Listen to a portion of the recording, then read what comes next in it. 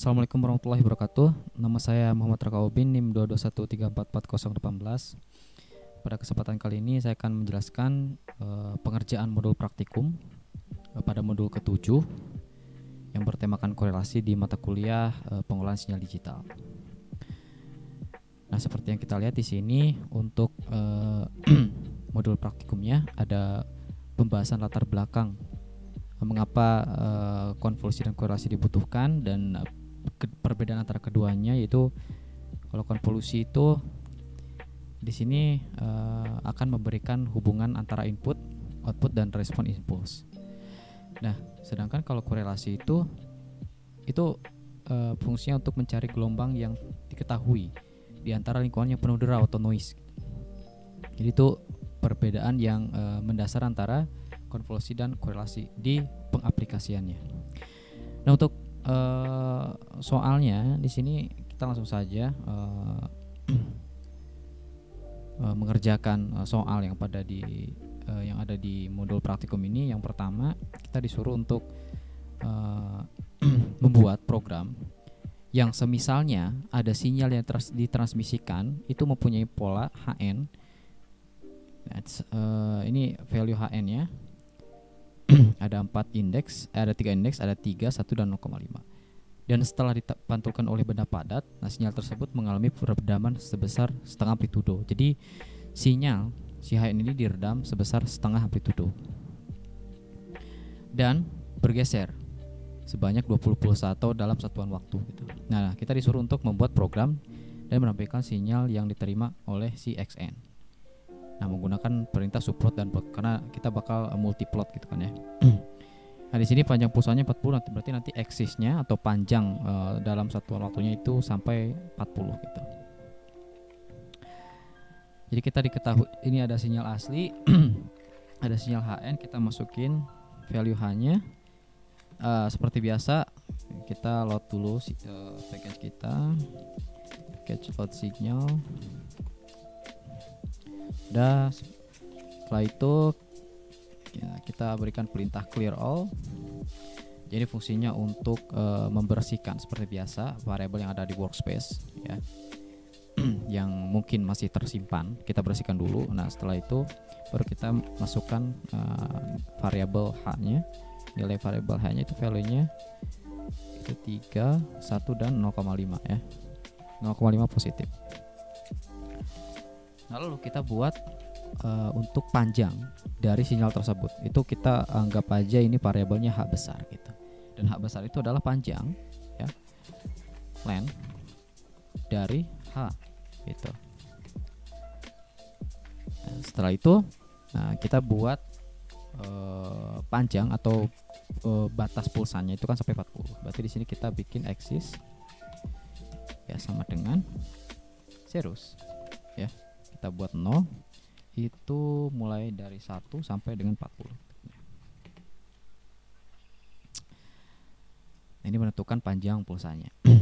Nah, terus kita buat sinyal Hn itu terdiri dari H dan axis.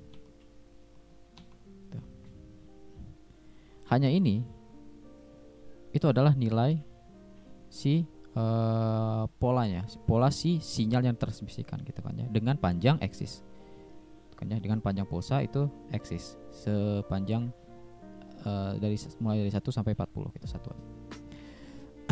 Ini dalam satuan waktu gitu. Nah, setelah itu kita disuruh untuk di sini ada redaman sebesar setengah amplitudo dan bergeser sebanyak 25 pulsa. Nah, untuk menggeser sebanyak 25 pulsa, kita cukup untuk melakukan perulangan. Nah, perulangan pada panjang dari si sinyal H ini gitu kan ya. Nah, panjang dari sinyal H ini kan disimpan di variabel H gitu kan. Makanya di sini kita buat perulangan for, kita buat counternya itu I ya, itu sama dengan mulainya dari 1 itu sampai dengan panjang si H, yaitu H besar gitu. Dari sini kita atur aksisnya itu 1 25. Nah, ini kita karena akan bergeser sebanyak 25 kali itu ditambah counter ya, berarti counternya itu I.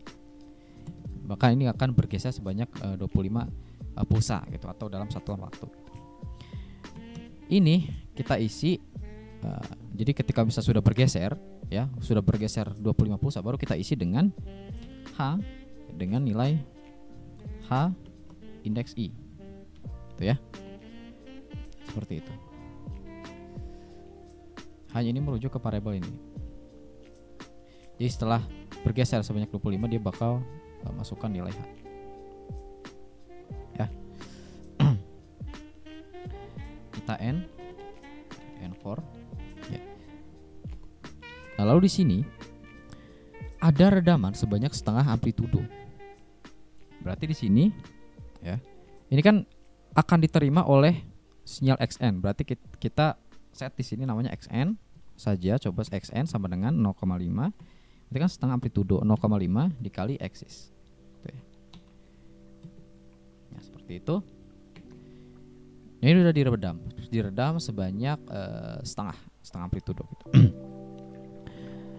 Nah, sinyal XN setelah kita buat, nah terakhir kita tinggal membuat subplot ya untuk menampilkan sinyal HN atau sinyal asli dengan sinyal XN atau sinyal yang diterima ya, atau sinyal yang di-receive gitu. Jadi kita akan plot sinyal transmit dan receive-nya gitu kan. Oke, kita tinggal bikin saja subplot di sini, subplot. Ya. Nah, subplot di sini kita bikin 2 saja. Nah, kita mulai 211, kita plot yang pertama plot HN-nya dulu dengan warna biru, merah misal. Terus kita subplot yang kedua ya. Nah, ini kita akan plot si XN ya dengan indikator warnanya itu biru ya, seperti ini. Kita akan coba eksekusi. Nah, ini hasilnya. Ini sinyal yang ditransmisikan, jadi sinyal yang diterima gitu ya. Nah, ini diredam sebanyak setengah amplitudo. Ini kalau misal kita lihat ini dia puncaknya dari 3. Ini sebenarnya lebih sedikit. Ini karena kita batasin sampai 3, berarti di sini anggap aja lebih dari 3. Nah, ini setengah dari amplitudo. Dan dia bergeser sebanyak 25 pulsa. Jadi dia mulai impulsnya itu di titik 25 gitu. Nah, seperti ini. Lalu di sini selanjutnya kita perintahkan untuk membuat program yang dapat menghasilkan sinyal draw ya dengan amplitudo itu kurang lebih 0,8. Nah, gunakan perintah ren. Maksudnya ren itu buat random number ya, buat nge-generate random number. Nanti kita set aja dari 1 sampai 40 gitu. Nah, terus kita disuruh untuk menampilkan sinyal ini beserta sinyal yang di atas ya pada grafik yang terpisah. Berarti kita buat subplotnya 3 berarti ya. Nah, kita siapkan dulu ini 3, berarti ini 3 gitu kan ya. Nanti akan kita subplot lagi terakhir gitu kan untuk plottingan sinyal draw ini gitu. Nah, pertama-tama kita buat dulu sinyal draw-nya. Nah, yang pertama. Nah, di sini kita buat dulu amplitudonya itu kita tulis A, yaitu sama dengan 0,8. Nah, kurang lebih kan 0,8 gitu kan ya. Dan di sini sinyal draw-nya itu kan berarti amplitudo. Nah, dikalikan dengan, nah ini kita buat random number, ren. Ini maksudnya kita menggenerate random number. Ini kita membutuhkan 2 parameter. Ini nilai minimum dan nilai maksimumnya itu 40 gitu. Seperti itu. Kita sudah punya sinyal D. Maka di sini kita tinggal memplot sinyal draw-nya itu yang disimpan di variabel D. Nah, kita subplot yang terakhir, subplot. Nah, ini 3 berarti ya. Nah, ini tinggal kita plot. Nah, plot sinyal D dengan green. Misal indikasinya green gitu ya. Indikasi warnanya atau warna lainnya itu dari chartnya itu hijau. Nah, ini sinyal asli atau sinyal ditransmisikan, ini sinyal diterima, dan ini sinyal draw yang nanti kita akan olah gitu kan ya. Kita akan campurkan ke sinyal-sinyal yang ada di atas gitu kan ya. Nah, cuman ini penampakannya, ini yang bertanakan garis merah itu sinyal asli, yang biru itu sinyal yang diterima atau XN, yang terakhir itu ada sinyal draw atau noise. Kita sebut sebagai noise. Ini tidak teratur, jadi kita buat serandom mungkin ya, antara 1 sampai 40 gitu. Jadi ini nilainya random. Seperti itu. Nah, lalu di sini kita diperintahkan lagi untuk menambahkan kedua sinyal. Jadi kita akan menambahkan sinyal XN. Nah, sinyal XN berarti kan ini kan ya, yang diredam sebanyak setengah amplitudo yang tadi, itu akan kita tambahkan dengan sinyal draw. Seperti itu. Nah, di sini kita akan menjumlahkannya, misal kita masukkan ke variabel Y gitu. Nah, variabel Y itu adalah penjumlahan antara XN dengan draw. Nah, seperti itu. Lalu tampilkanlah berpasangan dengan sinyal XN. Oke, berarti kita di sini cukup 2 saja berarti ya. Ini kita cukup 2 saja. Ini tidak perlu. Ini 2 saja. Nah, yang kita perlu plot itu adalah sinyal XN, katanya XN.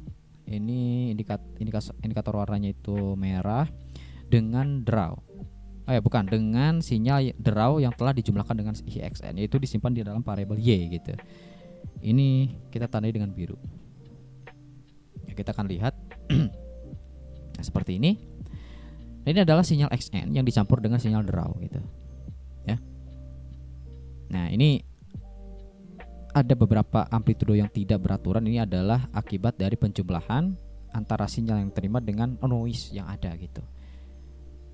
Inilah lingkungan draw gitu. Nah, ini terlihat sinyal noise-nya gitu. Karena sebenarnya impulsnya itu cuma di sini doang, di titik 25. Tapi nah, ini di seluruh titik dari impulsnya, atau misal di satuan waktunya itu terdapat noise gitu kan ya. Karena ini kita set random. Yang mulai dari 1 sampai 40 gitu. Ini kita generate bilangan random yang menghasilkan sinyal noise gitu kan ya. Perumpamaannya seperti itu. Nah, yang